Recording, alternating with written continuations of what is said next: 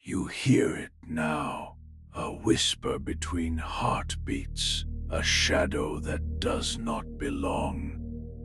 The air grows cold and the walls close in. Stories stir in the dark, waiting to be told. Welcome to Faceless Storyteller, the echoing hour. The first time I heard the voices, it was on the morning of April 17th, exactly 130 years after the fire that turned Liswell into a ghost town. I was cataloging a bundle of 19th century letters in the basement of the Historical Society, the air thick with the scent of mildew and old paper. The basement was a maze of shelves, each one crammed with brittle newspapers, fading photographs, and manuscripts that had long since lost their ink. I had always found the basement to be a place of quiet solace, but that morning it felt more like a tomb. At first, the voices were so faint, I thought I was imagining them. A whisper, like wind through broken glass, speaking in unison. It was not a single voice, but many, layered and overlapping, as if a chorus had been gathered just outside the walls of the room. They spoke of things that had never occurred to me, of a childhood I didn't remember, of a first love I had no memory of a mother I had never met. My hands froze, the letters slipping from my grasp as I stared at the floor, my breath shallow and uneven. I told myself it was a trick of the mind, the result of too many hours spent in the dim light of the archives. I told myself that if I ignored them, they would go away. But they didn't. They returned the next year, louder this time, and with more detail. The voices spoke of a walk I had taken along the cliffs of Liswell as a child, of a seagull that had landed beside me and watched me for a long time. I had never taken that walk, but the memory was vivid in the voice's recitation, so vivid that I could see the gull, its wings catching the light of the setting sun, the salt air stinging my cheeks. I even remembered the name of the gull, which had been etched into my mind by the voices, even though I had no recollection of ever knowing it. Dr. Liam Cross, my colleague at the Historical Society, noticed the change in me. "You seem different," he said one evening as we sorted through a box of faded postcards. I was sitting at my desk, my hands curled into fists as I stared at the wall. More distant, maybe. Like you're listening to something I can't hear. I almost laughed at that. It was absurd, wasn't it? To think that I could be hearing voices when no one else could. I told myself I was just tired, that the long hours in the archives were getting to me. But the voices were persistent, growing louder and more insistent with each passing year. By the third year, the voices no longer spoke of my life as a distant memory. They began to speak of things I had done, things I had no recollection of. They mentioned the day I had broken up with my last boyfriend, the way my hands had trembled when I had told him I couldn't go through with it.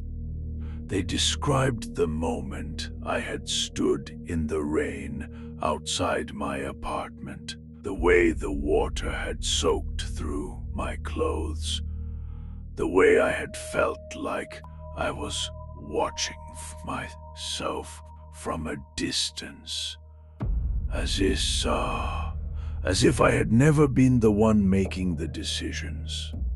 I went to Dr. Vesta Holloway, my therapist, and told her about the voices. She listened in silence as I spoke, her expression unreadable. "These are not voices, Ilara," she said finally.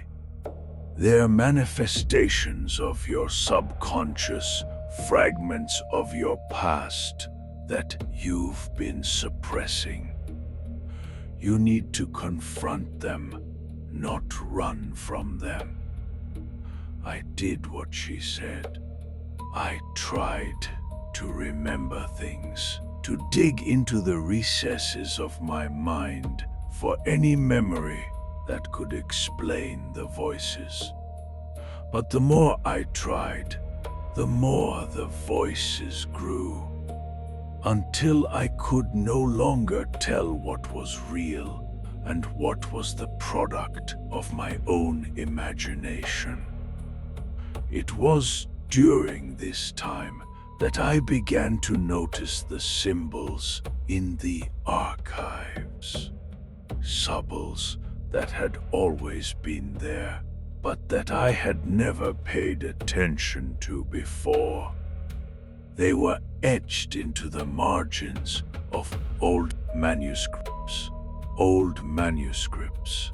pressed into the corners of forgotten photographs, drawn in the margins of letters that had been written in a hand I did not recognize. The symbols were the same ones I had seen in my dreams, those strange, looping shapes that had always seemed to whisper to me in the dark. One night, as I was sifting through a pile of old town records, I found a name that sent a chill down my spine. Ilara Miles. The name was written in the same ink that had been used to record the names of those who had died in the 1887 fire. And yet I was Ilara Miles. I had never seen my name in the records before, but now I was reading it as if it had always been there. Dr. Liam Cross noticed the way I had been staring at the name. "You know, Ilara," he said, "there were a lot of Ilara Miles in Liswell's history. Not the same person, of course, but the same name. It's just a coincidence, I think. A coincidence." I wanted to believe it, but the voices had other plans. By the 5th year, the voices had grown so loud that I could no longer ignore them. They spoke to me in the middle of the night, their voices echoing through the walls of my apartment, telling me things I had never done, things I had never felt.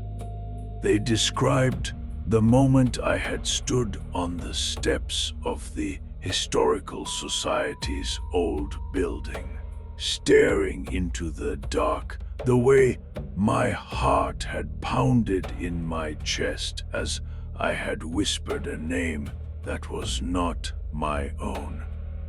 The voices told me that I was not the first Elara Miles. They told me that I was one in a long line, that each of us had come to Lisewell to live the same life, to experience the same memories, to be shaped by the same forces. They told me that the town had a purpose, and that I was merely a vessel for its memory. I tried to find answers in the archives, but the more I searched, the more I felt as if I was being watched. I would turn a corner in the basement and see a shadow flicker at the end of a hallway. I would hear the faint sound of footsteps echoing through the empty rooms, even though no one else was there. I began to see the scribe, a tall, gaunt figure with a face that seemed to shift and change depending on the angle of the light. He appeared in the corners of my vision, in the reflections of the windows, in the pages of the books I opened. One night, I found a hidden passage behind the shelves in the basement. It led to a chamber that had been sealed for over a century, filled with ancient tomes and records that spoke of the fire in 1887. The records described a ritual, a way of preserving the memory of the town by repeating the same life over and over again. Each Elara Miles living the same story until the final one would complete the tale. The voices grew louder still, and I could hear them not just in my mind, but in the walls of the chamber, in the very air I breathed. They told me that I was the last Elara Miles, that I was the one who would complete the story. They told me that if I did not accept my role, the voices would consume me, and I would be lost forever. I ran from the chamber, my heart pounding in my chest, my breath coming in ragged gasps. I wanted to tell Liam, to tell Dr. Holloway, to tell someone that I was not the one living my life, but a memory being replayed by others. But I knew that no one would believe me. They would think I was losing my mind, that I was being consumed by the very thing I feared most. And so I did what the voices had told me to do. I went to the old building, to the steps where I had stood that night, and I whispered the name that was not my own. The voices grew louder, louder still, until I could no longer hear my own thoughts. I felt myself being pulled into the story, into the memory of those who had come before me, until I was nothing more than a whisper in the wind, a shadow in the corner of a room, a name in a book that would never be read again. And then the voices fell silent. Thank you for staying until the end, where the silence grows thick and the unknown lingers just beyond your sight. If the story unsettled you, leave a like and share your own tale in the comments. Subscribe for more stories that whisper in the dark. Until next time, remember, the faceless are always watching.